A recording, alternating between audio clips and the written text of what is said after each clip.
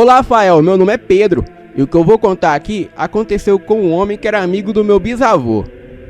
E tudo começou quando eu e a minha tia fomos para a casa da minha avó para arrumar as coisas dela, pois ela ia morar na casa da minha tia. E desde o dia em que o meu avô faleceu, aquela casa que ela morava não fazia mais sentido para a minha avó. Em todo canto da casa, ela se lembrava dele.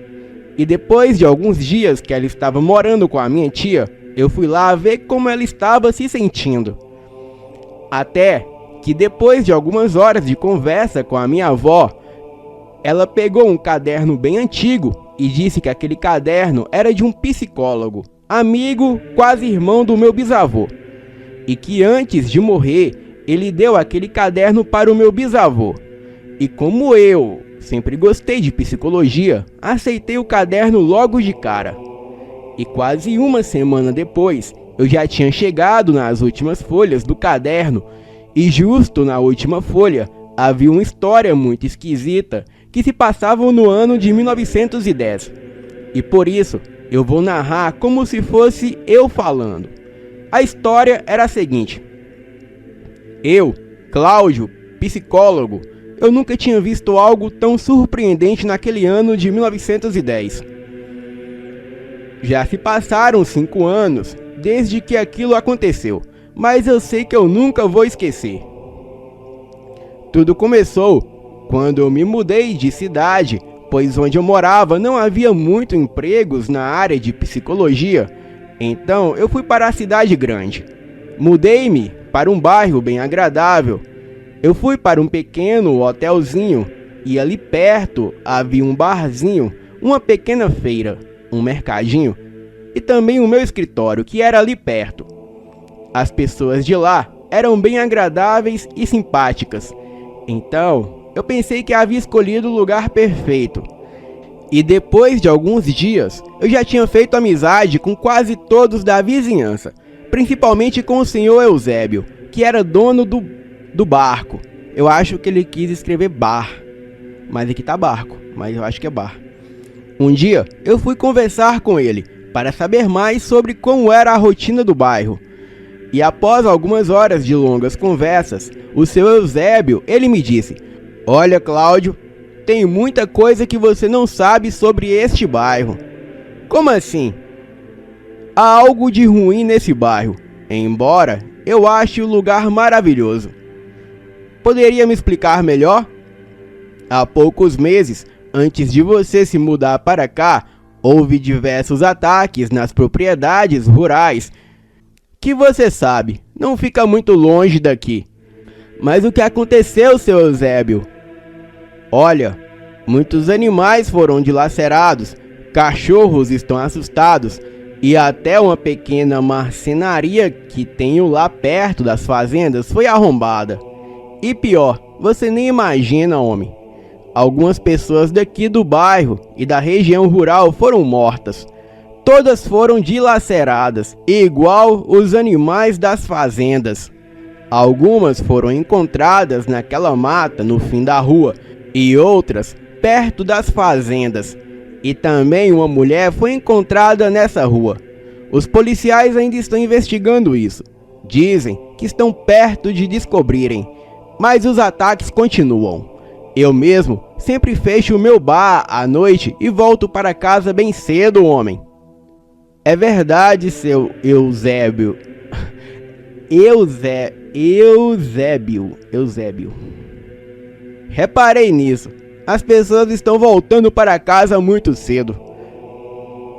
Após alguns minutos, disse a ele que estava na hora de ir, pois já estava escurecendo e não havia muito movimento na rua e eu tinha alguns trabalhos para fazer em casa. As horas se passaram e já era bem tarde. Eu estava terminando de escrever uma tese de um dos meus pacientes quando comecei a ouvir latidos de cachorros, alguns bravos e outros de medo, e um grito fino na mata no fim da rua que parecia de uma mulher. Eu fiquei pensando se poderia ser sobre os ataques que o seu Eusébio mencionou. Abri um pouco a minha janela e, como morava no terceiro andar, dava para ver tudo o que acontecia na rua. Porém, eu não vi nada. Apenas os cachorros dos vizinhos latindo, então eu fui dormir. No dia seguinte, eu acordei bem tarde, pois era sábado e eu não ia trabalhar.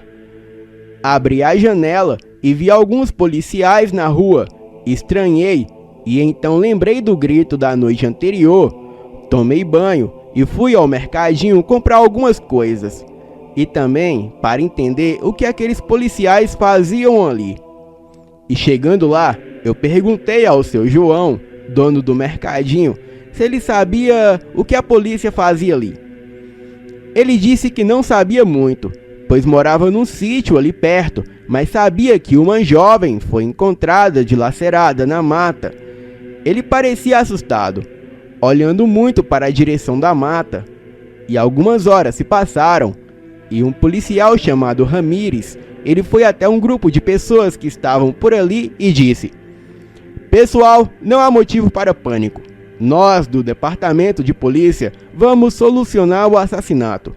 E se houver dúvida, venham conversar comigo."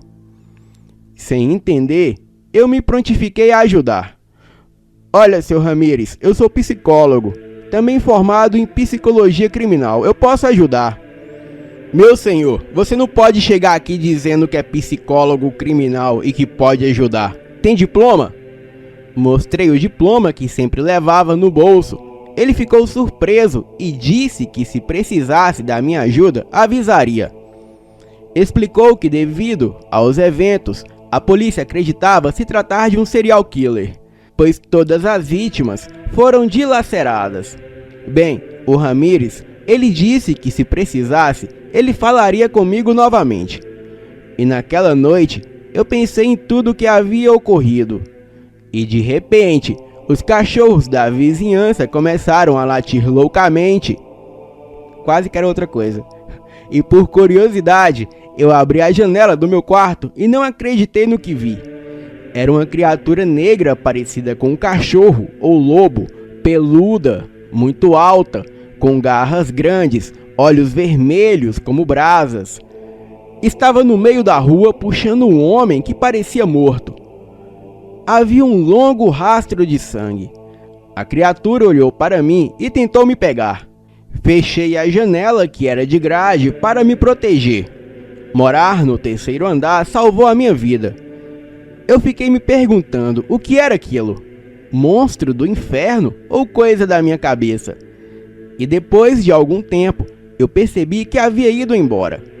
Olhei e o homem estava no meio da rua, iluminado apenas por lamparinas, e sem os meus óculos eu não conseguia ver direito. No dia seguinte, uma grande ronda de pessoas estava em volta do homem morto. A polícia estava lá e Ramírez também. Cheguei perto e fiquei muito triste. Era o seu Eusébio. Contei tudo ao Ramírez. Ele não acreditou. Disse que eu tinha alucinações. Os dias se passaram e a criatura não atacou mais.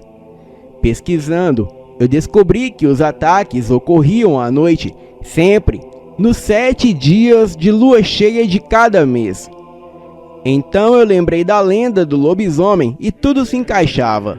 Aparência canina, assassinatos, carniça nas vítimas, lua cheia. Eu fui ao departamento de polícia mostrar as minhas anotações ao Ramírez, que agora era delegado, e ele não acreditou e pediu que eu parasse com essas teorias malucas. Eu segui o seu conselho e deixei tudo de lado. E após algumas semanas, começou a temporada da lua cheia. Eu ficava na janela observando a rua, lembrando da cena que vi no mês passado. E eu tinha certeza que realmente tinha visto aquilo. E na quinta noite de lua cheia, eu fiz a mesma observação ali da janela. E de repente, os cães começaram a latir, uivar e alguns choramingar de medo. Eu senti frio na coluna e a vontade de me esconder, mas eu havia jurado que enfrentaria a criatura. E devagar, eu abri a janela e lá estava, a mesma criatura monstruosa. olhou para mim e uivou, paralisando-me de medo. Então correu com velocidade extraordinária e no dia seguinte o jornal noticiava que uma mulher havia sido encontrada morta.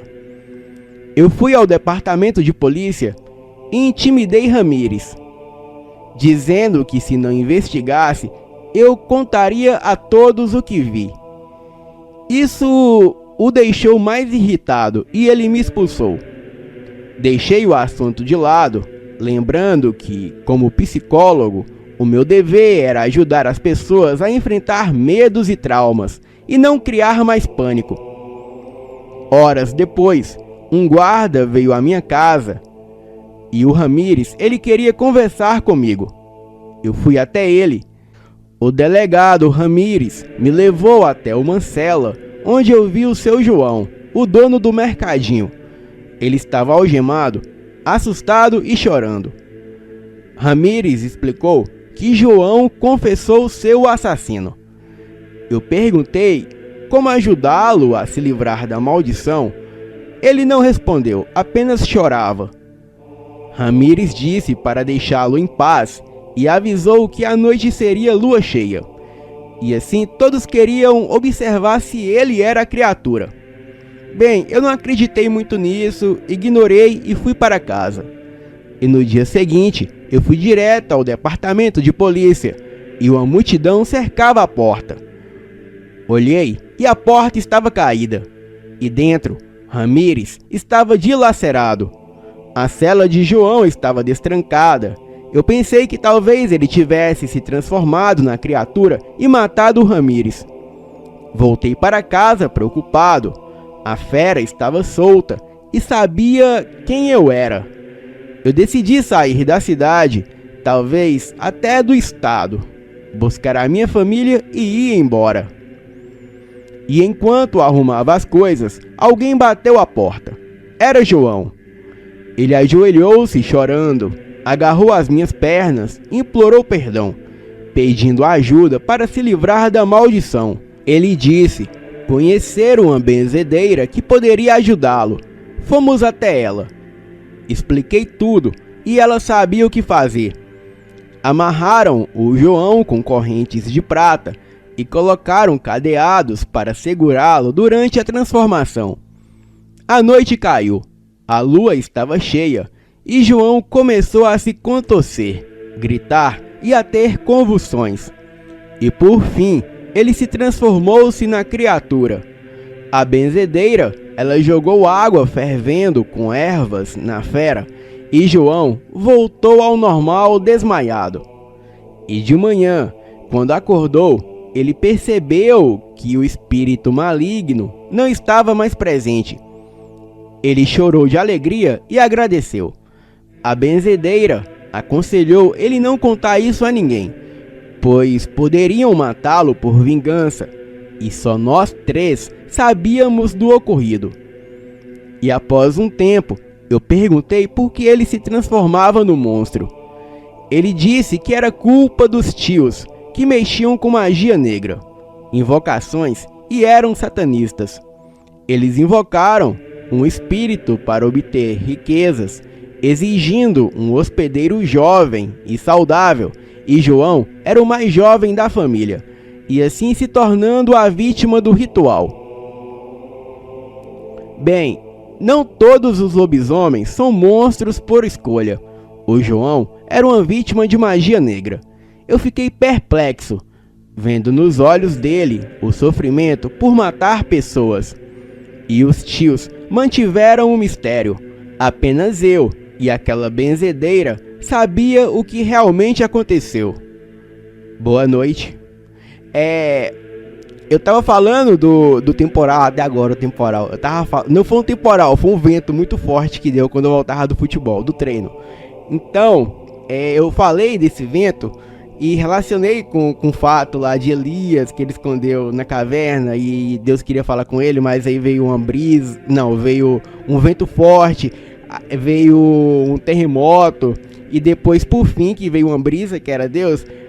Eu relacionei isso porque um dia anterior deu um terremoto aqui em Belo Horizonte. E no outro dia, quando foi o dia do treino, deu esse vento que foi muito forte, entendeu? Assim, o vento era muito, muito forte. Foi como se fosse um temporal de areia que subiu assim e parecia que levava até os telhados das casas.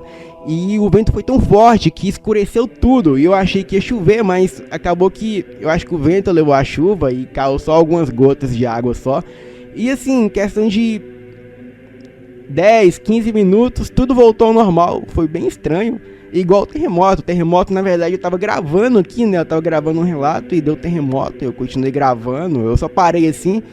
Perguntei se vocês ouviram. Obviamente não, né? Se o áudio tivesse original, daria para vocês ouvir. Só que o que eu faço? Antes de postar o relato, eu trato o áudio. E tratar o áudio é justamente para tirar os ruídos que tem no áudio. Então, os ruídos do terremoto saiu do áudio. Inclusive os cães que estavam latindo na rua por causa do terremoto. E depois eu escutei um tanto de gente falar, mas não liguei não, eu estava concentrado no relato. O próximo relato é: o lobisomem albino salvou a minha mãe. Olá, Fael. Eu não gostaria de relatar o meu nome. Eu tenho 32 anos e atualmente moro sozinho. Bem, a minha vida mudou quando eu descobri que eu estava condenado. Eu estava na rua jogando bola às 3 da tarde e a minha mãe me chamou para dizer algo preocupante. Ele tem 32 anos atualmente. Eu achei que ele estava na rua jogando bola aos 32 anos e a mãe dele chamou ele. Então, quer dizer que esse fato aqui ocorreu quando ele era criança. Bem provável. Bem, eu fiquei muito curioso, mas mesmo assim eu fui. E quando cheguei lá, ela me perguntou algumas coisas estranhas. Ela me questionou se eu sentia algo diferente em mim. Então eu disse a ela que nos últimos dias eu me sentia mais forte e também que a minha audição estava mais aguçada. Bem, eu estava no auge dos meus 13 anos. Ela fez alguns testes em mim e assim pôde comprovar que tudo o que eu estava dizendo era verdade. E muito preocupado, eu perguntei a ela por que ela estava me fazendo aquelas perguntas. E ela disse que o meu pai mexia com magia negra. Outro relato aqui que os familiares mexem com magia negra. Ele era lobisomem e quando morreu, passou a maldição para mim. Bem, eu fiquei muito assustado, mas tudo isso aconteceu quando eu tinha acabado de fazer 13 anos. E até hoje eu carrego essa maldição. A minha primeira transformação aconteceu pouco antes de fazer 13 anos. Era por volta da meia-noite e aquele dia era lua cheia. Eu acordei e fiquei com muita sede. Fui até a cozinha, tomei um pouco de água e quando ia voltar para a minha cama, o pior aconteceu. Assim que cruzei a porta do quarto, eu senti uma enorme dor. Passei a ter convulsões e então, com muita dor, eu chamei a minha mãe. Ela veio até mim e se assustou com os meus olhos vermelhos. E assim que eu vi a cara dela assustada, eu logo percebi que havia algo de errado comigo. Eu me levantei, saí correndo para a mata e enquanto eu corria, eu comecei a me transformar. Eu só me lembro que eu fui tirando toda a minha roupa no caminho para que a mesma não rasgasse. A minha mãe, muito assustada, ela presenciou toda aquela cena. Ela correu para dentro de casa, trancou as portas e janelas, e eu não me lembro de mais nada. E quando acordei, eu estava sem roupa na mata, muito longe de casa. Acordei deitado próximo a um riacho. E por mais que eu tentasse lembrar o que aconteceu naquela noite, eu só tinha pequenos flashes de lembrança. Eu estava totalmente nu. Eu saí correndo para casa, coloquei a mão, tapando as minhas partes íntimas, e enquanto eu corria, todos olhavam para mim e riam. E quando a minha mãe me avistou de longe, ela logo me chamou para dentro. Perguntei a ela o que aconteceu, e ela disse que eu havia me transformado em um lobisomem. E a partir de então, as transformações se tornaram frequentes. Quando completei 19 anos, eu fui embora de casa. Hoje trabalho como segurança e assim que saio do trabalho eu corro para casa. A dor que eu sinto é horrível, mas tem partes boas em ser um lobisomem. Eu sou mais forte e tenho uma visão muito boa. O meu olfato é aguçado, a minha audição também. Bem, eu tento não fazer amigos, pois essa maldição só me trouxe tristeza e dor. Boa noite. Cadê o lobisomem albino? O relato fala, o lobisomem albino... Quer ver? Olha só. O lobisomem albino salvou a minha mãe. Eu acho que ele trouxe 2 relatos, olha só. Vou ver o próximo aqui. É isso mesmo. O fato que eu vou relatar aqui, por mais estranho que seja, foi muito assustador. E por isso, eu resolvi enviar o relato para o canal. Não é ele, é outra pessoa que enviou. Na verdade, fui eu que confundi, eu troquei os títulos. Esse aqui que é o do lobisomem albino. O fato que eu vou relatar aqui, por mais estranho que seja, foi muito assustador. E por isso, eu resolvi enviar o relato para o canal. Muitos podem não acreditar, mas eu garanto que foi real. E não foi uma ilusão ou algo parecido. Certa vez eu estava viajando a trabalho, em um domingo à noite, a data era 15 de fevereiro. Eu tinha saído de Vitória, Espírito Santo, em direção a Governador Valadares, passando por Colatina. Quem não sabe, Governador Valadares é aqui em Minas, fica aqui do lado de Belo Horizonte. Para quem conhece, depois de Colatina, a estrada é péssima, principalmente chegando perto de Aimorés, em Minas Gerais. E foi nesse trecho de estrada que eu mergulhei com o meu carro em um buraco enorme, quando desviei de uma cratera ainda maior. O pneu não chegou a estourar, mas esvaziou na hora, pois a roda amassou em vários lugares. A estrada estava um pouco movimentada e meio sinistra, com barrancos de um lado e árvores do outro. E por sorte, um caminhoneiro parou para me ajudar. E como estava chovendo e não dava para ver a lua, a estrada estava um breu danado, e depois de trocar o pneu, eu segui mais devagar, pois o próprio caminhoneiro disse que a estrada estaria ruim até chegar em Aimorés. O meu step estava um pouco baixo, com pouca pressão. Pois bem, eu estava rodando a 40 km por hora. E em determinado momento, eu quase parei para poder passar por uma vala no meio da estrada. E quando passei por ela, olhei para o lado direito da pista e vi um cachorro magrelo, branco e malhado, com uma cara de coitado. Eu olhava para o cachorro por entre as árvores e eu nem liguei e segui o meu caminho. A chuva aumentou e continuei no mesmo ritmo. E mais ou menos uns 15 quilômetros adiante, eu bati o farol em outro cachorro, e agora do lado esquerdo da pista, e adivinhem? Ele era branco, magrelo e malhado, como o anterior. Ele não era parecido, era idêntico. Eu achei uma estranha coincidência, mas fui embora e continuei a minha viagem. E alguns quilômetros à frente, quase chegando em Aimorés, havia no acostamento direito um cachorro branco, magrelo e malhado novamente. E desta vez eu fiquei assustado. E como reação, eu saí rápido dali. Só não pisei fundo porque a estrada estava muito ruim. E logo depois que passei por ele, um pouco mais à frente, a pista ficou boa novamente. E eu só acelerei, parando somente quando encontrei um posto de gasolina com borracheiro. Bem, ou esse cachorro era um grande corredor, ou ele conhecia ótimos atalhos na região. Ou então, meus amigos, era o El Caderro, ou talvez uma falha na Matrix. Ou seria, quem sabe, um lobisomem albino disfarçado. De qualquer forma, de noite naquela estrada, eu nunca mais ando. Boa noite. El Caderro, para quem não sabe, se não me engano, é uma lenda das Filipinas, que é tipo lobisomem, só que tem o lobisomem Tem o El Caderro, que ele é albino, acho que ele é um protetor. E tem um outro lá, um outro cão lá, que é tipo um cane, um Cerberus, que ele é maligno. E quando as pessoas estão andando sozinha, por vilarejo ou por ruas, esse El Caderro, ele persegue as pessoas.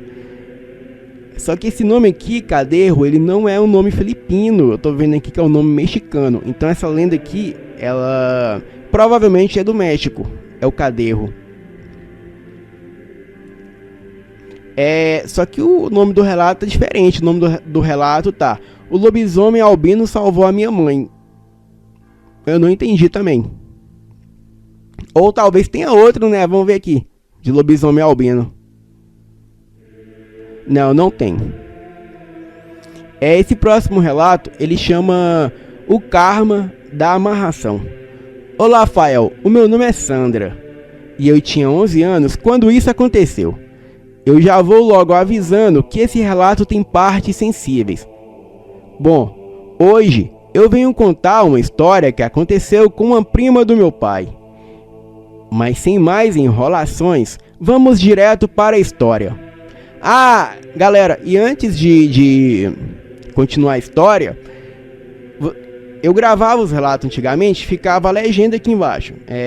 A legenda de tudo que eu falava. Só que agora eu tô fazendo melhor, porque tem gente que gosta da legenda, mas tem gente que não gosta. Então, pra quem não gosta, é só deixar normal, do jeito que tá, sem legenda. Agora, pra quem gosta de legenda, eu tô colocando a legenda como um arquivo aqui no YouTube, que é opcional. Aí se você quiser assistir o relato com legenda, você vai aqui na engrenagem que fica aqui em cima e coloca a legenda. Só que não a legenda gerada pelo YouTube, a legenda que eu coloco como arquivo, ok? Porque aí vem certinho, cada palavra que eu falo aparece certinho. Eu devia avisar isso no início dos vídeos, só que eu não avisei não, mas todo vídeo agora eu vou estar avisando. Então vamos continuar o relato. Tudo aconteceu quando a família resolveu fazer um almoço na fazenda onde meu pai trabalhava como vaqueiro. Era uma fazenda bem longe de qualquer localidade, e para chegar lá, você tinha que sair cedo de casa e só chegava à tarde. E para conseguir aproveitar, tinha que chegar cedo. E nesse dia, foi o meu primo, a minha tia, o meu tio e a minha avó por parte de pai, o meu irmão, o meu avô paterno e a prima do meu pai, que aqui eu vou chamar de Helena. Todo mundo se organizou embaixo de uma árvore para fazer um piquenique, um almoço. Era som e aquela bagunça gostosa da família brasileira. Estava tudo indo muito bem, até que do nada a Helena começou a pegar aquelas tampinhas de garrafas de vidro e esfregar no próprio braço. E de repente começou a sair muito sangue.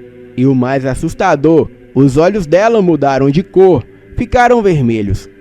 A árvore onde estávamos não era muito longe da casa. E Helena ficou transtornada. Começou a correr atrás de mim, do meu irmão e também do meu primo. Conseguimos entrar na casa, trancar a porta do quarto e nos escondemos debaixo da cama. Fael, acredite se quiser, ela sozinha conseguiu derrubar a porta de entrada e começou a tentar derrubar a porta do meu quarto. A gente começou a chorar muito até que os adultos chegaram e todos tentaram segurá-la, mas ela estava com uma força de tipo uns 10 homens. A minha mãe mandou a gente sair debaixo da cama junto com o meu primo e o meu irmão e disse para pular a janela, senão a Helena ia fazer picadinho de nós. Eu estou rindo agora, mas na hora foi desespero total. Pulamos a janela e foi aí que ela começou a perder a força e desmaiou no chão. Colocamos Helena no sofá da varanda da casa e todos foram para frente pensar no que fazer para tirá-la daquela situação. A minha tia, que era evangélica, ela sugeriu fazer uma oração para expulsar o mal. Mas assim, Fael, como ninguém ali sabia lidar com isso, sabe? É complicado, né? Até que ninguém pensou muito e decidimos olhar todos juntos para ela. E de repente, ela abriu os olhos e disse: "Vocês acham mesmo que esse Deus de vocês vai me fazer sair dela? Eu sou dela, ela me escolheu." Mas falou com uma voz arrastada e grossa, e a risada dela dava gelo na alma. "Fael, eu sei como é, eu já vi isso pessoalmente." Bom, a oração começou e todos oraram com muita fé. Ela começou a revirar os olhos como se estivesse totalmente possuída, até que de repente acordou e perguntou por que tínhamos machucado ela. Todo mundo explicou que ela mesma havia feito aquilo. Ela então começou a chorar e ficou aquele climão tenso. Depois resolveram ir embora e ficou só eu, a minha mãe, o meu pai e o meu irmão na casa da fazenda. A minha mãe sabia que eu estava curiosa para saber por que Helena havia ficado daquele jeito, então ela me contou tudo. Ela disse que Helena tinha causado muitos problemas na vida do marido dela quando era mais jovem. Ela se interessou por um homem casado e isso a deixou furiosa. Ela não se aguentou e disse para si mesma que queria aquele homem para ela custasse o que custasse. Ela foi atrás de macumbeiros da cidade e fez de tudo para o casal se separar. E infelizmente ela conseguiu. Helena se casou com um homem. A esposa dele entrou em depressão e tirou a vida mais tarde. Helena conseguiu o que queria, mas nem tudo são flores, não é, Fael? 4 anos depois, ele descobriu uma doença no estômago, ficou debilitado e Helena teve que cuidar dele, dar banho, alimentar e tudo isso. E no fundo, ela sabia que aquilo era consequência dos erros dela. E com o tempo, perdeu o apoio das próprias filhas, pois já tinha filhas de outros homens antes desse casamento. E até hoje, Helena vive com ele. A linda casa que ela tinha se acabou e não teve mais condições de pagar nada. Recentemente ela estava precisando de comida e roupas. E agora vocês devem se perguntar: e a mulher que perdeu o marido? Mas ela não tinha tirado a vida?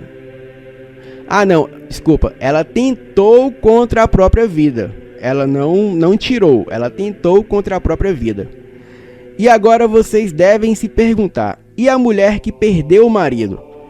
Bom, ela se reergueu, virou uma mulher linda, forte e hoje tem uma loja super conhecida na nossa cidade. Bom, Fael, esse foi o meu relato. Boa noite. Eu só não encontrei que o lobisomem albino salvou a minha mãe, porque a história ali não tinha nada a ver. Mas voltando aqui a esse último relato, ela fala que essa tal dessa Helena correu atrás dela, do irmão e do primo. Então é o seguinte, como que eu vou explicar isso para vocês? Os espíritos malignos, eles só podem fazer alguma coisa na vida da pessoa se a pessoa ela tiver alguma ligação direta com esses espíritos. Vamos supor, Deus, ele não dá permissão para que os espíritos malignos cheguem e atacam você, atacam eu, ataquem qualquer pessoa. Eles não podem fazer isso. Vou dar um outro exemplo. Jó, por exemplo. Jó era um homem justo. Então o diabo virou para Deus e falou: tire tudo de Jó e você vai ver que ele vai te amaldiçoar. Então o que Deus fez? Deus permitiu que o diabo atacasse Jó com doenças, matasse a família dele, mas porque Deus permitiu. Então nenhum espírito maligno ele não consegue chegar e atacar diretamente a pessoa. Nem mesmo se ele tiver na sua forma espiritual e nem se ele tiver possuído alguém. Isso não acontece, a menos que a pessoa ela dê brecha para isso. Esses filmes de Hollywood que a gente assiste, claro que tem aquele clima de terror, aquele clima mais tenso, mas a gente sabe que não é real. A história verdadeira do exorcista, por exemplo, o espírito ali não chega a atacar o padre exorcista. No caso ali dos Warrens também, as entidades eles não chegam a atacar os Warrens. Por quê? Porque não podem. É uma regra, não podem, a menos que essas pessoas façam parte de alguma seita demoníaca, alguma seita satânica, ou algum ritual de magia negra, ou talvez tenha o livro de São Cipriano ali, invoquem essas entidades, aí elas vão estar dando permissão para esses espíritos estar agindo na vida daquela pessoa. Mas se a pessoa não tiver nenhuma ligação diretamente com as forças ocultas das trevas, não vai acontecer nada com a pessoa pode ficar tranquilo que mesmo se alguém tiver possuído, o que o demônio vai falar ali, se realmente for um caso de possessão, o que o demônio vai falar ali ele vai te atacar com a verdade. Ele vai falar, você ficou com, exemplo, né? Você ficou com uma mulher casada, você gostava de um homem casado, você fez isso, você fez aquilo, você tinha atração sexual pela sua irmã. Assim, ele vai jogar muita coisa na sua cara, entendeu? E a maioria dessas coisas está ligado com sexo, enfim. Então a forma dele te assustar é com os seus medos. Ele vai jogar as verdades na sua cara que as outras pessoas não conhecem. É por isso que Jesus uma vez disse, a verdade vos libertará. Porque se você não tem nada a esconder, os demônios, eles não têm nada a jogar na sua cara. Porque você não tem nada a esconder. O que ele vai jogar na sua cara? Nada. Mas infelizmente, você, todo mundo tem um segredo, né? Aquele segredo que a gente não conta pra ninguém. E se isso acontecer de uma pessoa ficar possuída, a pessoa não vai chegar em você e não vai te atacar fisicamente. Mas ela vai falar aquilo que você tem como segredo e não pode contar pra ninguém, entendeu? Então vai acontecer exatamente isso. E galera, tá saindo vídeo todo dia no TikTok, então não deixem de me seguir no TikTok. Meu TikTok tá aqui, fael.portinari, e se você quer mandar um relato pra mim, pode mandar para o meu e-mail, portinari@yahoo.com, tá aqui também na descrição do vídeo. Ou você pode mandar para o meu Instagram. O meu Instagram é a mesma coisa, é fael.portinari. Meu TikTok é fael.portinari, o YouTube é fael.portinari, meu Instagram é fael.portinari, todas as minhas redes sociais é fael.portinari. Vocês vão achar todas as minhas redes sociais colocando simplesmente esse nome. Então me sigam lá no Instagram e mandem o seu relato por lá ou por e-mail, e no TikTok também, que tá saindo um vídeo todos os dias, então não esqueçam de me acompanhar por lá. Eu lancei um vídeo lá, foi ontem dia 22, agora já é 24, mas foi ontem dia 22. Não fez sentido o que eu falei. É porque agora é meia-noite e 45. Mas enfim, eu lancei um vídeo no dia 22, lobisomens reais capturados por câmera. Inclusive eu lancei esse vídeo no YouTube também. Ele tá bem hypado, viu? Então eu recomendo muito vocês assistirem esse vídeo. Eu vou deixar ele aqui no finalzinho, aqui no card aqui em cima. Então cliquem aqui e assista, porque esse vídeo tá muito bom. Então galera, eu vou ficando por aqui. Ficamos sem um relato aqui do lobisomem albino, mas eu vou tentar trazer no próximo relato, beleza? Eu sei que vocês gostam muito de relatos de lobisomem albino, porque exclusivamente o meu canal começou com os relatos de lobisomem albino. Depois, outros canais passaram a ter esse tipo de conteúdo. Mas o meu canal foi o primeiro a ter esse tipo de conteúdo. Inclusive, o Discob, o Cândido Inferno e várias outras raças de lobisomem. Os Ibricanes. Então galera, boa noite e até o próximo vídeo.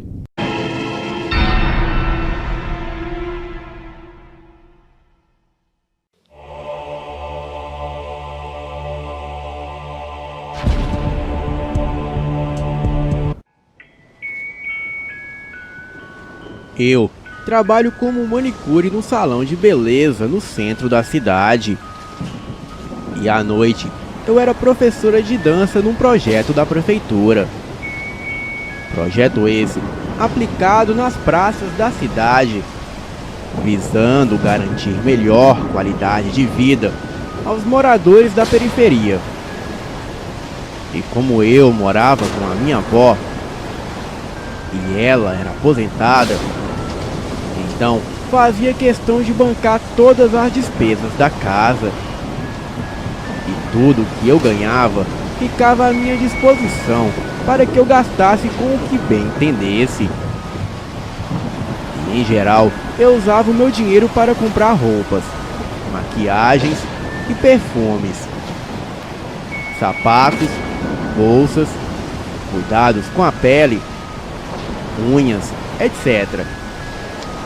E também para baladas e lazer. Mas nunca deixei que o fato de ter uma renda só para mim me subisse à cabeça. Eu procurava ser humilde com qualquer pessoa e sempre estava pronta para ajudar as minhas amigas, vizinhas ou até mesmo alguns conhecidos. E por trabalhar no centro, eu costumava informar sobre vagas de emprego para quem me pedisse. E até emprestava roupas ou dava dinheiro para a passagem. A minha vida sentimental estava na geladeira. Eu sempre tive um dedo podre para o amor e estava mesmo evitando qualquer aproximação romântica com homens. Mas não estava sendo fácil. E por isso, decidi comprar alguns brinquedinhos.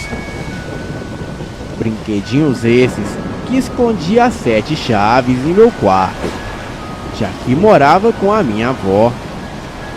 E se ela visse, não entenderia. E poderia pensar que eu havia perdido toda a decência e juízo. Bem, eu estava regressando do trabalho. E naquele dia eu não teria que dar aula de dança na praça, o que me deixava chateada, pois era viciada em me remexer e incentivar a galera a fazer o mesmo. Porém, enquanto me regressava, eu estava em pé me segurando na barra do ônibus um pouco lotado. Vinha pensando em chegar em casa e treinar uns novos passos que apresentaria na próxima aula. Eu havia tido um dia muito vantajoso no salão e estava pensando em passar numas lojas na minha folga. Organizava o meu pensamento meio distraída. E foi quando o ônibus parou num ponto meio deserto. Ali eu visualizei um rapaz de aproximadamente 18 anos, alto, pele clara, cabelos lisos, tingidos de castanhos, com uma enorme franja. Ele tinha uma barba de pelos novinhos. Era meio magrelo, mas com corpo definido por músculos. Não era de se jogar fora. Era muito viril, bonito e atraente.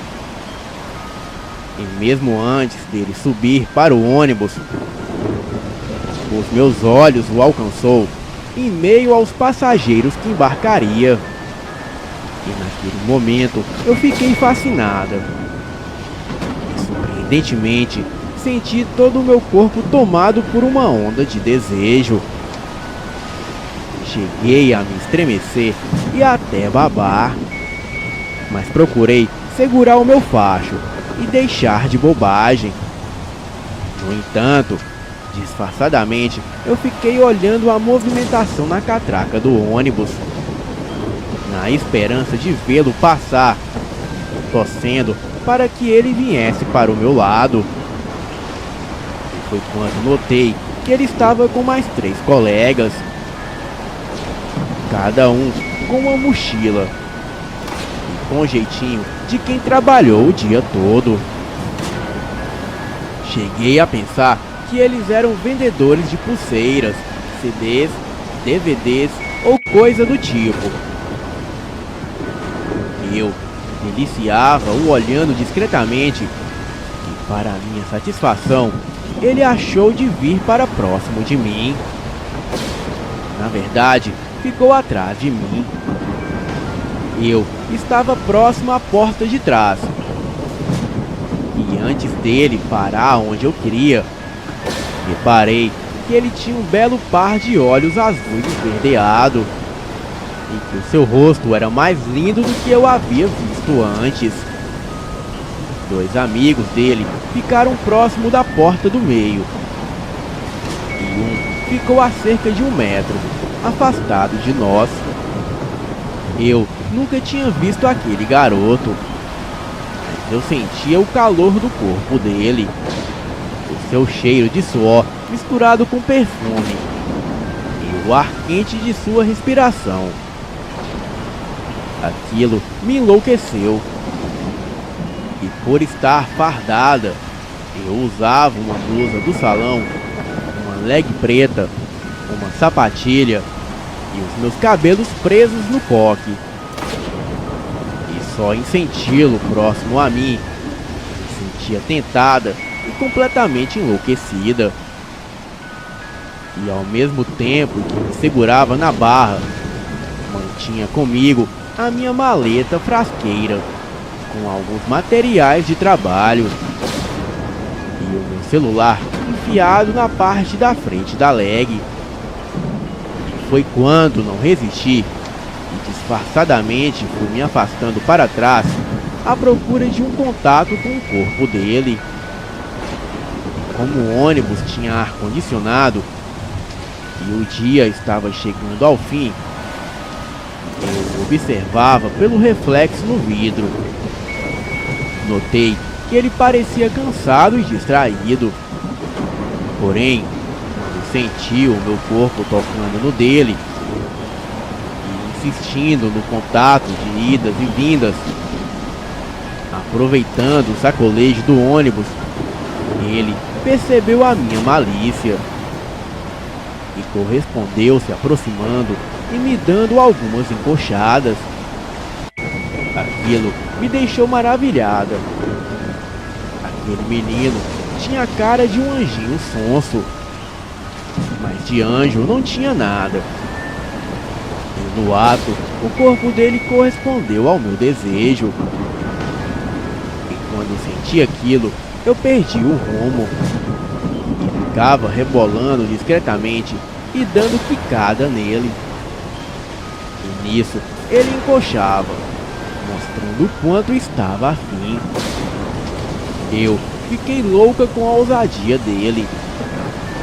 Me deliciava e mal conseguia respirar, mas fingia estar totalmente distraída e meio sem jeito. E também observava se ninguém estava atento. Ele também começou a fazer a mesma coisa. E diante disso, eu não me contive. E só pensava que precisava ter uma oportunidade para conhecê-lo melhor. E por isso, eu peguei o cartão com o meu contato e discretamente dei para ele. E nisso ele sorriu. E foi quando sussurrou para que eu não ficasse nervosa. E com isso, eu imaginei que o louco iria botar o negócio pra fora. E naquele momento, eu gelei de medo de alguém ver aquela loucura. No entanto, mentiria se confessasse que eu não queria. Contudo, para o meu espanto, ele fez um gesto de cabeça para um dos seus amigos, que sacou uma faca e deu voz de assalto. Naquele momento, eu tomei um grande susto e fiquei em choque.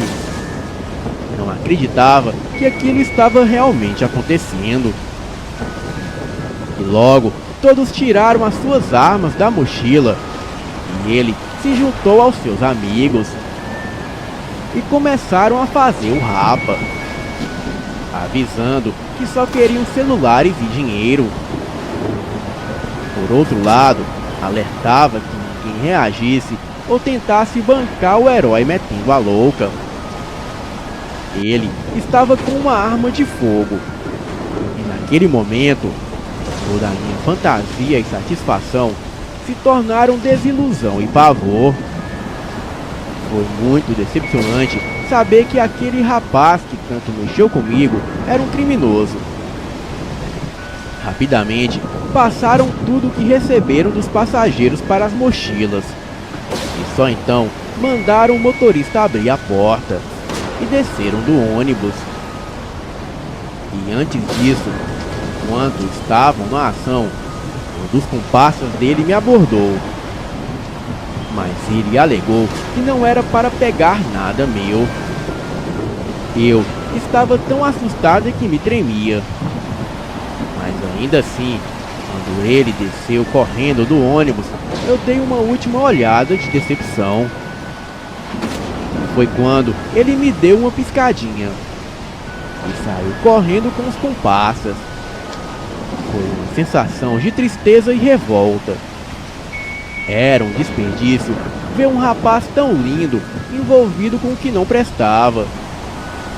Eles se embrenharam numa mata próxima. Ao que o motorista avisou que levaria o ônibus para a delegacia. Mas se alguém quisesse descer na parada, ele pararia. E vários passageiros começaram a comentar o ocorrido. Algumas mulheres chorando e outros revoltados, comentando a ousadia dos vagabundos. Eu comecei a chorar. Me tremia de medo, desgosto, constrangimento e frustração. Uma senhora percebeu o meu estado e pediu para que eu me acalmasse. Comentou que era assim mesmo e que não havia nada a fazer, senão superar e seguir em volta. Me lembrou que ninguém foi morto ou ferido e que por isso saímos no lucro. Alguns passageiros, apesar de terem perdido o celular e outros bens, preferiram descer em suas paradas, alegando que não perderiam tempo na delegacia. Então, o motorista abriu a porta para eles. Porém, não abria a porta da frente para os novos passageiros subirem. Enquanto isso, a cobradora explicava para o pessoal dos pontos de espera que o ônibus sofreu um assalto e que estavam indo para a delegacia. E eu, como não fui roubada, eu desci na minha parada, como se nada tivesse acontecido. Mas mesmo assim, estava chocada. E assim que cheguei em casa, fui logo contando tudo para minha avó. Claro que não mencionei nada sobre o meu assanhamento com um dos assaltantes. A minha avó fez um chazinho de camomila e depois eu fui para o meu quarto. Aquela noite, até a vontade de dançar passou. E eu só ficava recordando da loucura que vivi. Com algum tempo que cheguei em casa, eu já havia jantado, tomado um bom banho e escovado os dentes. Estava deitada na cama, ouvindo uma música baixinha, quando meu celular tocou. Ao visualizar, percebi que era uma ligação desconhecida, mas apesar disso eu atendi.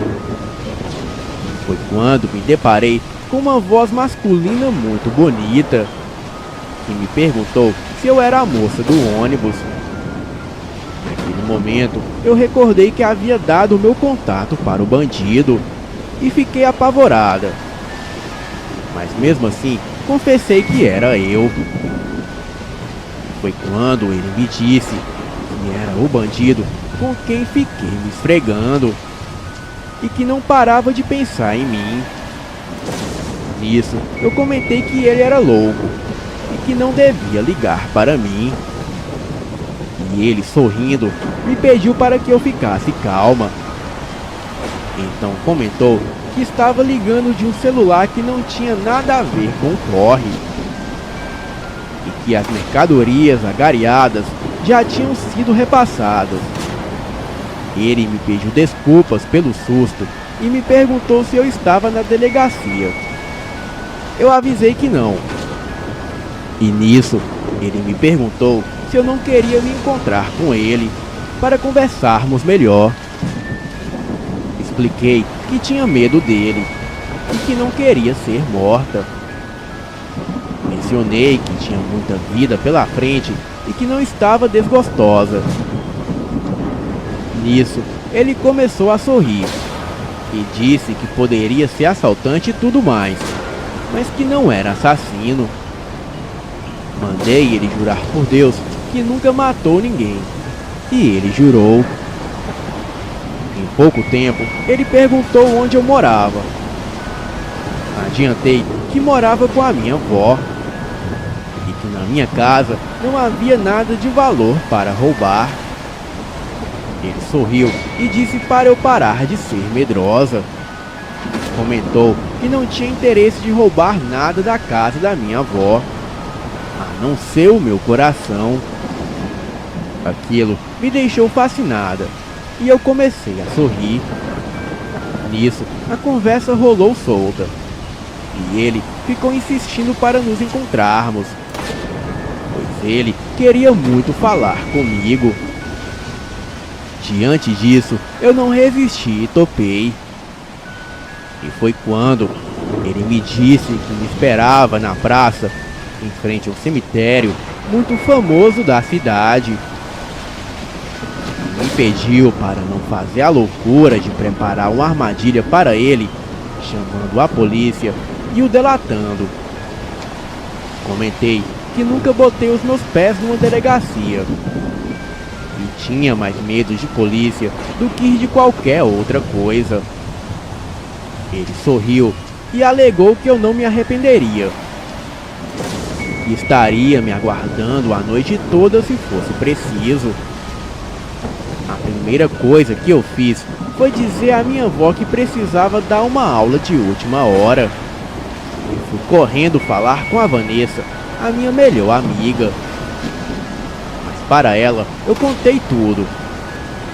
E ela disse que eu só devia estar ficando louca. E que até o lugar que ele havia marcado era sugestivo ao mal. Bastava me arrastar para o cemitério, fazer o mal e eu ficar por lá mesmo. Mandei ela parar de ser agorenta e de me deixar apavorada. Ao que ela mencionou que se fosse ela, se manteria o mais afastado possível daquela loucura. Mas se eu estava disposta a me arriscar por um assaltante só porque ele mexeu com o meu fogo, ela não podia fazer nada. Ela me perguntou se eu sabia ao menos o nome dele, para ela falar caso eu aparecesse morta, ou desovada em alguma vala, ou mesmo no cemitério. Eu respondi sorrindo que não fazia a mínima ideia. E antes de sair, eu a abracei e disse a ela que se não a visse mais em vida, a veria no céu ou no inferno. Ela sorriu de volta e disse que eu era louca, mas prometeu guardar tudo em segredo, como de costume. E no meio do caminho, eu só dizia para mim mesma que estava ficando louca, e que aquilo era um canto de sereia, uma cilada de morte. Mas algo em mim dizia que valeria a pena morrer se eu pudesse desfrutar da presença daquele garoto lindo e sedutor. E conforme combinado, quando cheguei à praça, ele me ligou falando que estava me olhando. Avisei que não estava com a polícia ou coisa do tipo, e o procurava ao redor, mas não o via. E nisso, ele me aconselhou a caminhar até uma mangueira. E para o meu espanto, ele pulou da mangueira. E só então começamos a conversar pessoalmente. O sorriso dele era lindo, e a minha vontade era beijá-lo e me entregar completamente. Se fosse morrer, melhor seria aproveitar até a última gota de vida. Ele me falou que se chamava Jardel, mas o seu nome de corre era Xengô. Comecei a sorrir e disse que me chamava Helena. ficamos conversando na praça por um bom tempo. E foi quando ele perguntou se poderia me levar para um lugar mais íntimo. Concordei. E para o meu espanto, ele me levou para dentro do cemitério. Pulamos o muro num ponto remoto e meio escuro. Ele usou as mãos como base para eu subir. E após saltar para dentro do cemitério, ele me ajudou a descer. Nisso, começamos a nos beijar. E quando eu dei por mim, já estava em cima de uma sepultura nos amando. Foi a coisa mais louca, mais marcante que eu vivi em toda a minha vida. Ele era tudo de bom. Surpreendente, ousado, carinhoso, selvagem, vigoroso, enlouquecedor. Eu me perdi e me estremecia nos braços dele. Cheguei em casa de táxi por volta de 1 da manhã. Vanessa estava na porta na maior aflição. E sorrindo, fui até ela contando o quanto foi mágico e fascinante. Mostrei a foto que ele me deixou tirar de nós dois. E ela ficou pasma com o quanto ele era mesmo bonito. Até brinquei dizendo para ela tirar o olho do meu bandidinho e procurar outro para ela. A minha avó me esperava com o cabo da vassoura. Eu estava tão tomada pelo amor que nem me importei com a surra. Levei umas vassouradas, uma bronca, fui xingada, humilhada, mas depois fui para o meu quarto. E apesar da dor, só pensava no Jardel. No dia seguinte, voltamos a nos encontrar. E assim, começamos a ficar juntos. Ele me falou que morava com a mãe, a irmã e o irmão gêmeo. Fiquei surpresa dele ter um irmão gêmeo. Ao que ele me disse que não era gêmeo da mesma placenta. E que o Jailson, além de não parecer fisicamente com ele, tinha as suas esquisitices. Ele contou que o irmão era gay, mas não era de dar espetáculo. Até mesmo porque aquela foi a única imposição que ele colocou para aceitar o lance da homossexualidade do irmão. Ele explicou que já havia sido muito zoado por isso. Alguns malucos ficavam de molecagem dizendo que não sabiam não. O Jardel tem um irmão gêmeo gay e alegando não ser. Mas ele mostrou que não curtia a praia do Jailson, quando começou a se envolver com garotas mais cobiçadas pela galera. O Jardel contou que tinha 6 filhas, cada uma com uma garota diferente. Mas com 2 de suas ficantes, chegou a viver realmente um relacionamento sério, mas que não deu certo. Ele até contou que sonhava em ter um guri para ajudá-lo a proteger as suas princesinhas. E olha que o Jardel tinha apenas 19 anos quando nos conhecemos. E por incrível que pareça, quando foi pai pela primeira vez, ele tinha apenas 14 anos. E na época, ele cursava o último ano do ensino fundamental. Mas acabou abandonando os estudos e entrando de vez na malandragem. Uma parte de mim dizia que ele era uma barca furada. Mas a sinceridade, beleza, atenção, carinho e a maneira dele amar me fascinavam. E o meu primeiro contato com a família dele foi quando ele decidiu me levar à sua casa. E assim que conheci a mãe dele, o santo não bateu. O pior foi que ela também não foi com a minha cara. E com desdém, comentou que eu não era namorada do filho. E completou que esperava que eu fosse uma menina mais simples e menos cheia de frescura.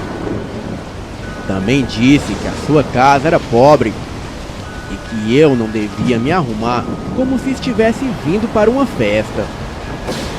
Eu não me controlei e disse que tinha o costume de me vestir bem. Porém, não me julgava melhor que ninguém. Expliquei que trabalhava num salão de beleza e que tinha um dever de estar sempre apresentável. Verônica, a mãe dele, parecia estar endemoniada. Disse que não havia me perguntado nada. E naquele momento, o Jardel gritou com ela e a mandou parar com palhaçada. Desabafou que se soubesse que ela iria me tratar com patadas, nem me levaria no almoço. Mencionou que eu era a sua namorada e não merecia passar vergonha. Nisso, ela se retratou e mencionou que estava irritada porque o gás havia acabado. E a mona Florzinha ficou de comprar no posto e ainda não havia voltado. Naquele momento, um rapaz negro e muito bonito chegou perguntando pelo Jailson. O Jardel me apresentou, mencionando que aquele era o Aurélio, o seu cunhado, o namorado do Jailson. Ele me tratou bem. E pouco depois, o gêmeo do Jardel chegou. A Verônica foi logo falando que ele demorou muito e que já estava impaciente. E por isso até havia sido grosseira comigo. Jailson informou que só ia colocar o gás e lavar a mão para me cumprimentar melhor. E pouco depois já estávamos no sofá conversando. Aurélio e Jailson trocavam carinho com naturalidade, chegando até a se beijarem. E eu, mesmo vindo de uma família preconceituosa, achei muito bonitinho da parte deles. Bem, conversávamos nós quatro, quando a Catarina, irmã do Jailson e do Jordel, chegou. Ela vestia um shortinho desfiado e curto, que mostrava as polpas da bunda, e uma blusinha muito escandalosa, e usava uma maquiagem exagerada para o dia. Ela estava com o celular na mão e já chegou comentando de um acerto de contas entre dois bandidos. Muito empolgada, mostrava as fotos. E foi quando o Jardel comentou: "Aí, doida, está vendo a carinha nova entre nós?" Ela se voltou a mim e, com a mesma cara de desdém da mãe, disse que dava no máximo 2 semanas para o Jardel já estar com outra. Aquilo me deixou surpresa. E nisso, o Jardel perguntou se ela estava ficando louca. E se por acaso a Catarina e a mãe estavam combinadas por fazê-lo passar vergonha diante de mim. Nisso, o Aurélio comentou: "Bem-vindo à família.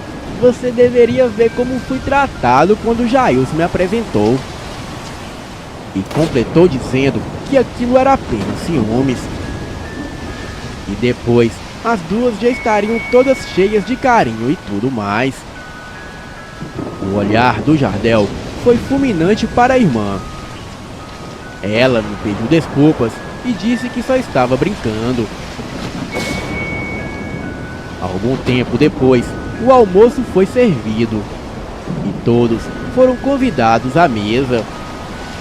Foi quando notei que Verônica e Catarina queriam me intimidar nas entrelinhas, mas procurei manter a pose e adorei o fato do Jardel me tratar como uma princesa e a empatia que o Jailson e o Aurélio demonstravam por mim. Com algum tempo, o Aurélio me perguntou se eu não queria tirar um cochilo na área do quintal.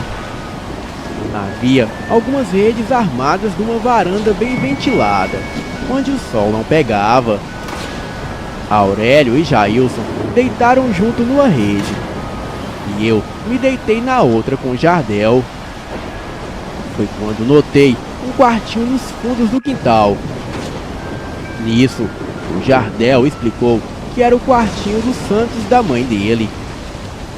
Contou que Verônica e Catarina seguiam uma religião de matriz africana e que Aurélio e Jailson fazia parte da igreja dos LGBTs, enquanto a ele visitava a igreja do irmão e do cunhado e participava de alguns festejos do terreiro, mas não se identificava com nenhuma das duas religiões, embora respeitasse as duas e visitava em busca de proteção espiritual.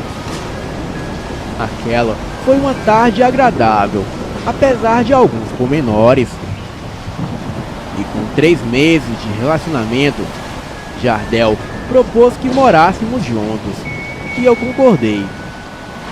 Conversamos com a minha avó e ela concordou que morássemos na casa dela. E foi quando Verônica e Catarina começaram a atormentar as nossas vidas. Verônica vivia cobrando a presença dele na casa dela e inventava que estava doente. Além disso, vivia dizendo que eu era uma mulher muito possessiva e que não dava espaço para ele nem mesmo visitar a família. Eu até o incentivava a visitar a Negera, mas ele não queria ir. Catarina chegou a reunir as 6 ex-mulheres dele, com todas as filhas, e as levou na casa da minha avó, alegando que ele precisava dar mais atenção para as meninas, e ouvia as indicações das suas ex a respeito das necessidades das filhas. Para piorar, foi em um dia em que nos desentendemos por eu estar tentando convencê-lo a arrumar um emprego digno e parar com as atividades criminosas. E como todas as filhas dele estavam em nossa casa e vieram sem avisar, ele comprou comida pronta, sorvete e ainda fez uma reunião com as mães delas. As mães mais pareciam dançarinas com os shortinhos e blusinhas curtas que usavam. O pior é que ficavam jogando deboche, e algumas até falavam ou tocando como se ele ainda tivesse algo com elas. Procurei disfarçar que não via e dava atenção às suas filhas, brincando com elas. O pior foi que a Catarina aproveitou para dizer que entendia o meu sofrimento e que de fato era muito humilhante eu ter que cuidar das filhas das ex-mulheres do companheiro, enquanto ele ficava todo derretido com elas. Aquilo me deu vontade de esbofeteá-la, mas procurei ignorar e sorrindo aleguei: só pra você ver o quanto eu sou generosa e segura de mim. Deixo ele à disposição de todas elas e até pago de babá, mas fazer o quê? Depois ele dispensa todas e vem me recompensar por qualquer transtorno. Disse isso sorrindo. Nisso, a Catarina ficou irritada. Mencionou que deveria ser muito ruim não poder engravidar. Ao que comentei que não era estéril. E se filho segurasse homem, eu não estaria com ele, apesar das suas 6 filhas. Nisso, Catarina se afastou. Porém, algum tempo depois, me chamou para ver o Jardel, distribuindo dinheiro para cada uma das ex, ao mesmo tempo que recomendava que elas cuidassem bem das meninas. Quando todas se foram, Jardel chegou a mim e comentou que era por isso que não largava os seus corres. Mandou-me imaginar como seria se ele não tivesse como garantir uma tarde especial para as filhas, ou se não tivesse como atender às reclamações financeiras das mães delas. Eu fiquei em silêncio e depois comentei que a única que não havia tido qualquer atenção dele havia sido eu. e nisso ele sorriu e disse que Catarina já havia comentado sobre a minha insegurança e que por isso sairíamos à noite, somente nós dois. Tentei escapar do convite, mas não teve jeito, pois aquela noite foi até uma noite agradável. Ele comentou que sabia que a irmã havia trago Azez e as filhas dele para me irritar, e que falou a elas que ligassem quando precisassem de algo, ao invés de me obrigar a suportá-las. E disse também para Catarina que nunca mais fizesse aquela baixaria, pois eu era a mulher dele, e que se eu decidisse tocar todo mundo pra fora, ele me apoiaria. E no final tivemos uma noite romântica. Meses depois, ele completou 20 anos e eu terminava de preparar as coisas na casa da minha avó quando tive um mal-estar. Ele foi até mim preocupado. Foi logo dizendo que não queria saber e me levaria para o hospital, eu querendo ou não. E lá eu fui submetido a vários exames e até fiquei em observação. E por conta disso, ele não compareceu à comemoração de aniversário feita pela sua família, dedicando o dia apenas para cuidar de mim. Porém, ligou para o Jailson, o felicitando pelo aniversário. À noite, Aurélio e Jailson passaram na casa da minha avó e levaram um bolinho para que comêssemos reunidos. Fiquei emocionada em ver o Jardel abraçando e até beijando o rosto do irmão, dizendo que independente do que ele era, o amava muito.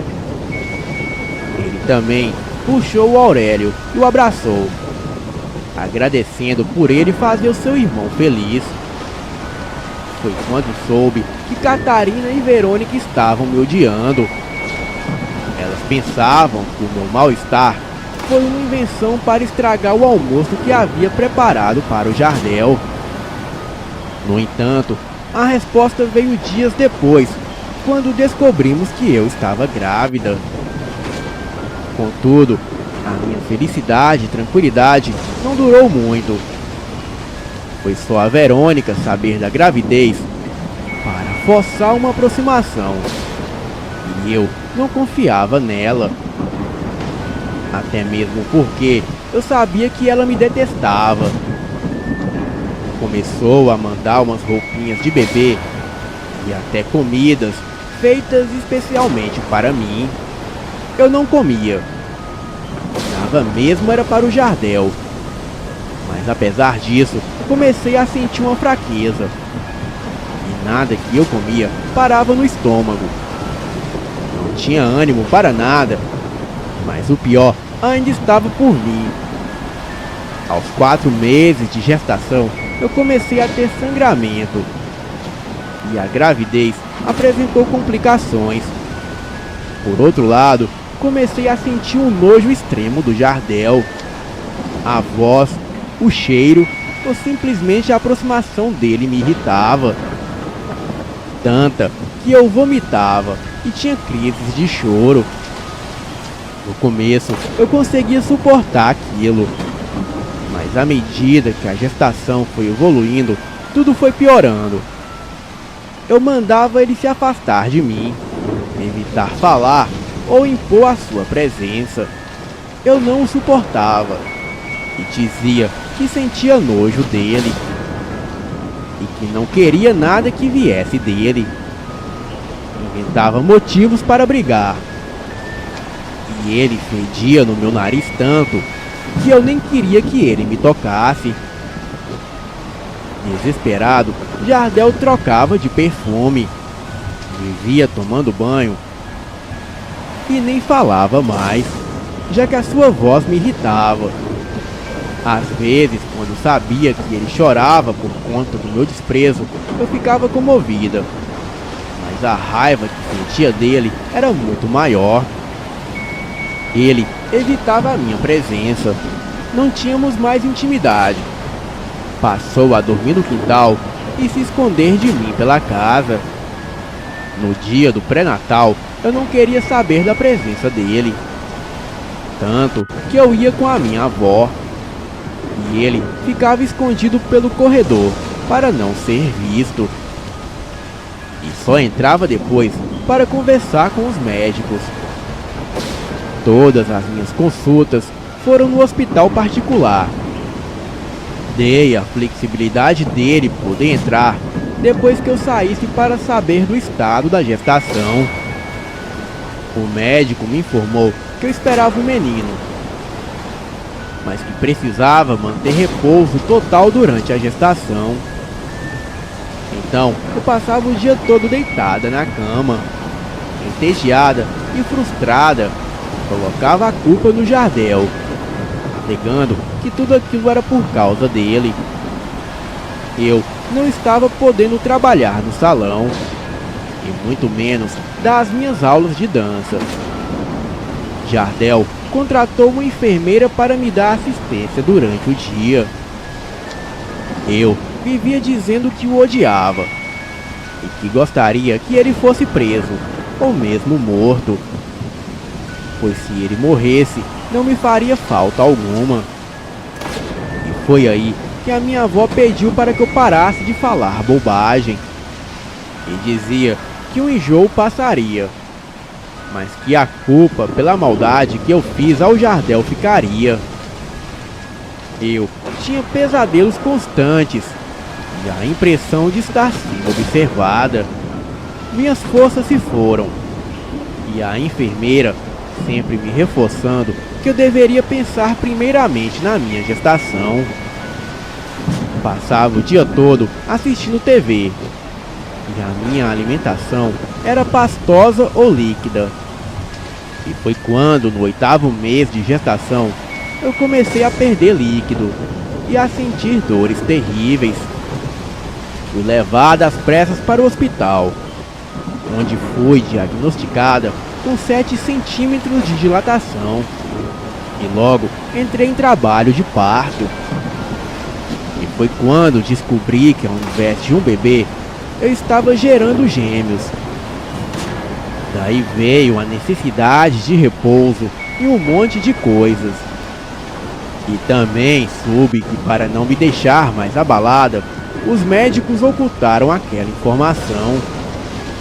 Porém, o Jardel e a minha avó tinham conhecimentos. Felizmente, os bebês não apresentaram complicações e puderam ficar no quarto comigo. Foi nesse instante que eu senti uma falta terrível do Jardel e um arrependimento por tudo. E assim que o vi, comecei a chorar e pedi perdão. Ele nada disse, apenas me abraçou e comentou que me amava muito e não via a hora de tudo aquilo passar. Quando regressei do hospital, Jardel saiu para fazer um corre. E foi quando a Dona Osita, uma vizinha que era de uma denominação que trabalhava com entidades, veio me visitar e ficou perplexa. Disse-me que o meu quarto estava sobrecarregado com pelo menos 2 presenças e que alguém havia feito um trabalho para que eu parecesse repulsiva aos olhos do Jardel, de modo que ele passasse a me detestar. Mas como foi ele que comeu a comida preparada, fui eu que passei a detestá-lo. No entanto, havia muitas coisas a ser desenterrada naquele lugar. Ela adiantou que muitos outros trabalhos estavam sendo feitos, e entre eles, o falecimento dos meus filhos em 7 dias, ou 7 meses. Dona Osita, horrorizada, me mostrava o quanto estava arrepiada e pediu para ver as coisas das crianças. E saiu separando as roupas e tudo o que alegava ter sido apresentado no trabalho.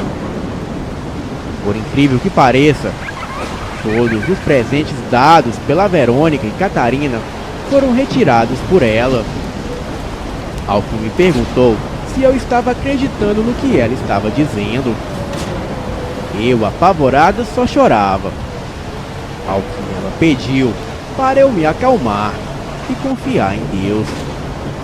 Adiantou que quando Deus quer abençoar, até mesmo o mal traz a bênção, e que tudo aquilo que foi enviado seria desfeito.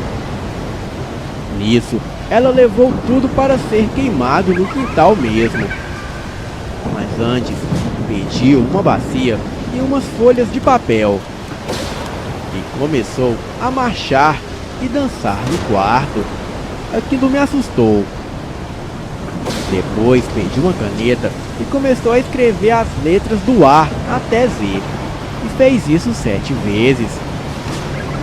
E logo rasgou os papéis separando as letras e as jogou na bacia. Pediu água para encher a bacia. E nisso ela começou a orar.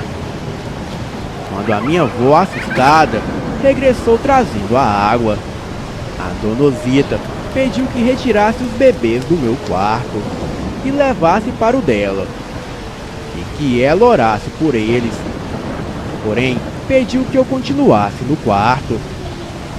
E após encher a bacia com água, ela pediu que quem tivesse ali se manifestasse, revelando para quem estava trabalhando. Ela insistia que tudo já havia sido descoberto, mas ela queria apenas o nome. E naquele momento, a água da bacia se agitou. E entre os papéis virados, subiram 8 letras desviradas, formando o nome da Verônica. Eu estava pasma, porém não satisfeita. A dona Osita os mandou embora. Pediu que nunca mais voltassem. Outras coisas foram feitas no quarto. E depois eu tomei um banho com ervas, em meio a uma oração forte ministrada por ela. E em seguida vomitei um maço de cabelo com sangue. Ao que ela me disse que o meu lar só não caiu porque era firmado sobre o amor verdadeiro. E que antes de me conhecer, o Jardel havia me visto em sonhos e visões. E que nós pertencíamos um ao outro. E não só nessa vida, mas até que fosse encerrado o ciclo da nossa existência. Ela comentou também que um anjo foi enviado para proteger o nosso lar. E ele pediu do Jardel me ver com maus olhos, mesmo quando o ofendia a ponto dele chorar com o coração pesado. Ela gritou que onde há intriga, há inveja. Ela também dançava e sorria, e disse que o que foi enviado por 7 caminhos voltou para nunca mais voltar. E depois que ela saiu, um clima de paz reinou. E eu só chorava de felicidades. E quando o Jardel chegou em casa, eu o aguardava muito feliz. E fascinado, ele ficou admirando os bebês dormindo e me abraçou todo carinhoso. Fiquei sem jeito, porque sabia que estava fedendo a leite de peito. E mesmo os desconfortos de períodos de quarentena, que só quem foi mãe já sabe.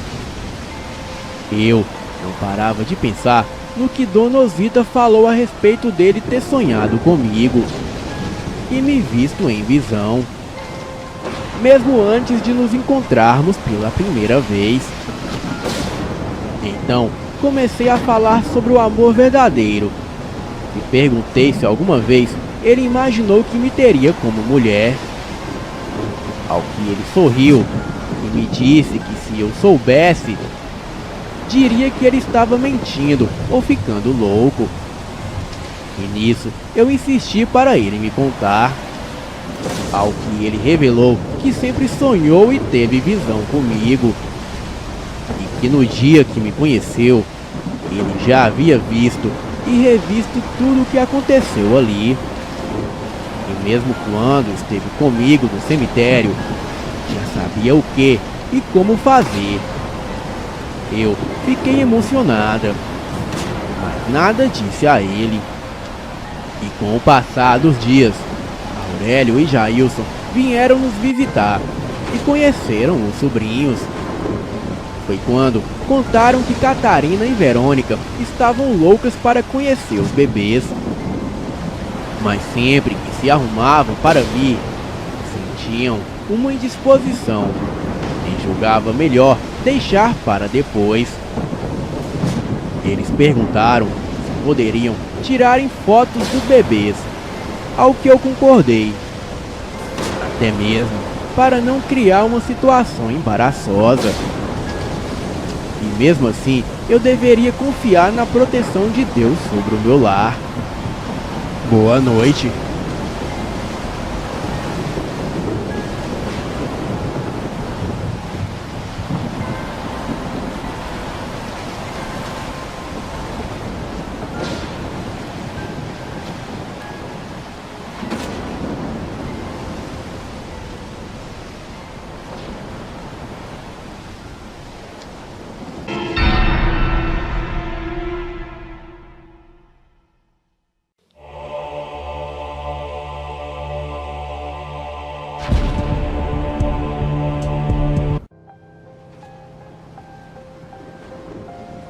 Bom, essa história aconteceu comigo quando morava em Socorro, em São Paulo, no bairro Camanducaia do Meio, no ano de 1994, o ano da Copa.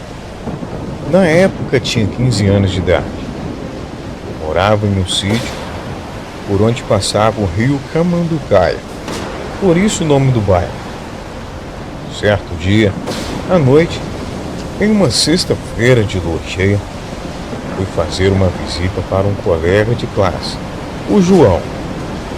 Peguei uma bicicleta e uma lanterna e fui até lá. A casa dele era bem próxima a mim, mas fui bem devagar, porque estava muito escuro e usava uma das mãos para segurar a lanterna para iluminar o caminho enquanto pedalava a bicicleta. Chegando próximo à casa dele, tinha várias pessoas na esquina da casa. Estranhei a quantidade de pessoas naquele local. Todos os primos de 10 a 16 anos estavam ali esperando o namorado de uma prima dele, a Valquíria. Os pais dela tinham pedido aos familiares que ficassem ali até que o namorado de Valquíria chegasse. Ele tinha 18 anos e tinha acabado de comprar uma moto e todos estavam preocupados com a demora dele em chegar ali no local, já que ele morava na cidade vizinha. A Valquíria perguntou na roda de pessoas que estavam ali: quem tem coragem de ir até a venda telefonar? Porque não existia telefone celular e ninguém próximo tinha um telefone. O silêncio foi total. Todos os primos ficaram parados olhando um para o outro. Pois bem, como estava tentando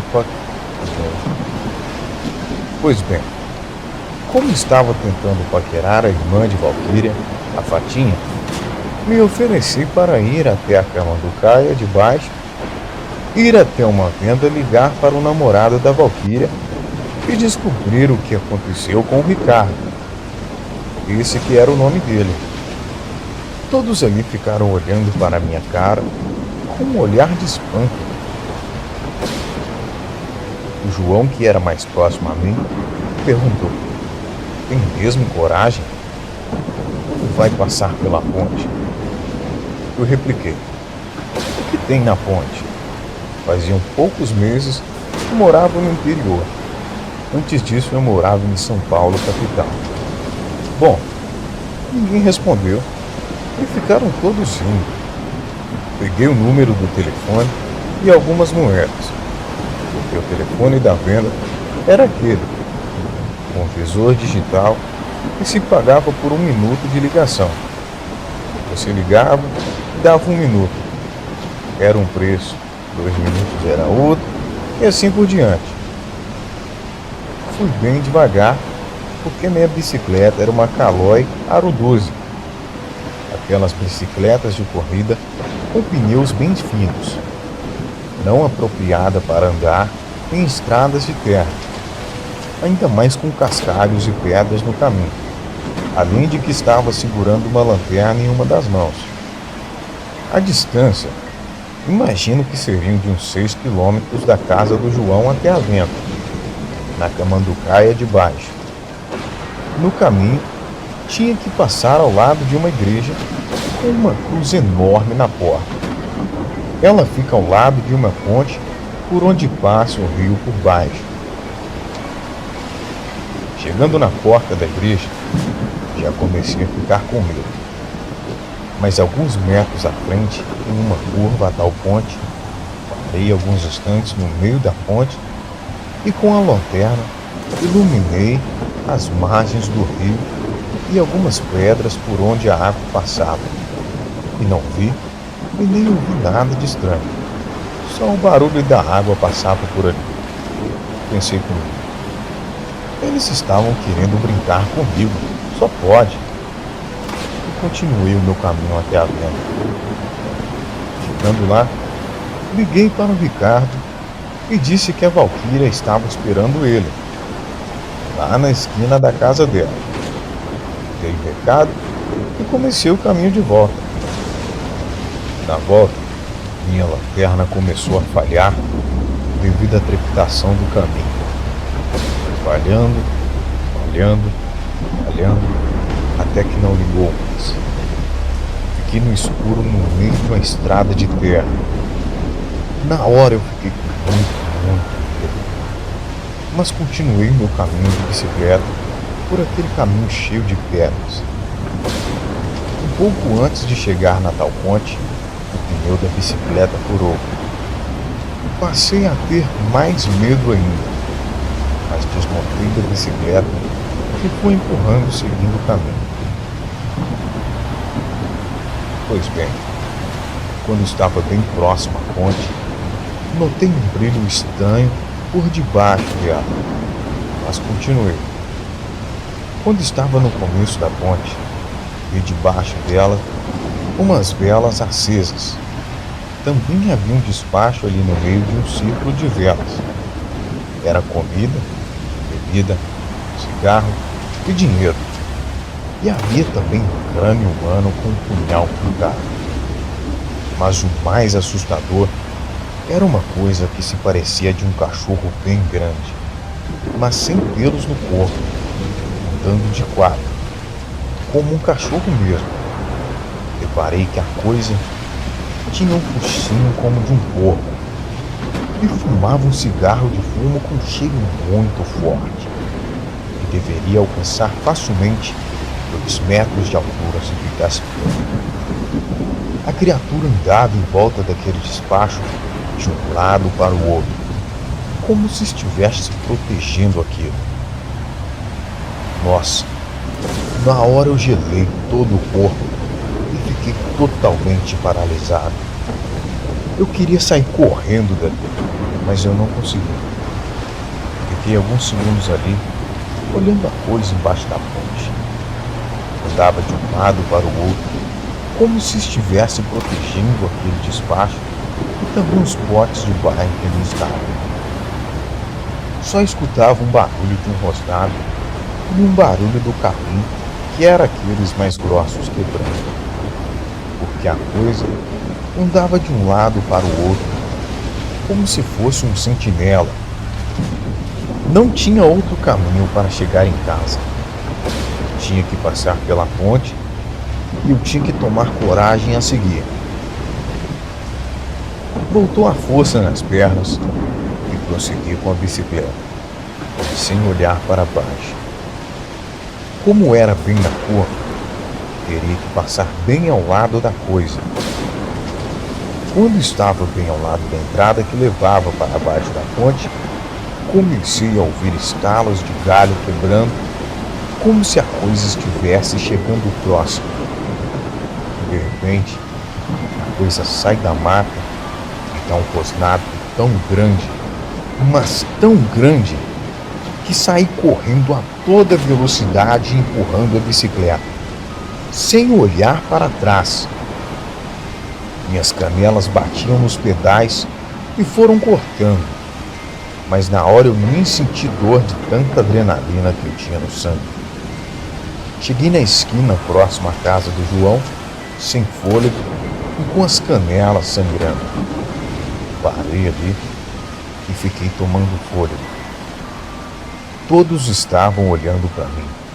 Contei toda a história da lanterna, da bicicleta e da ponte. Mas, para minha surpresa, ninguém disse uma palavra. Poderiam ter dito que era um mentiroso ou estava brincando, mas não. Ficaram em silêncio absoluto. Até que a Valquíria quebrou o silêncio me perguntando sobre o recado. E eu disse a ela que consegui telefonar e tal. E todos ali começaram a conversar, perguntando da lanterna e da bicicleta, mas ninguém perguntava da ponte. Bom, essa é a minha história. Lembrei dela após assistir os relatos que contam no YouTube. Às vezes, conto essa história para amigos e familiares, mas eu acho que ninguém nunca acreditou em mim. Boa noite.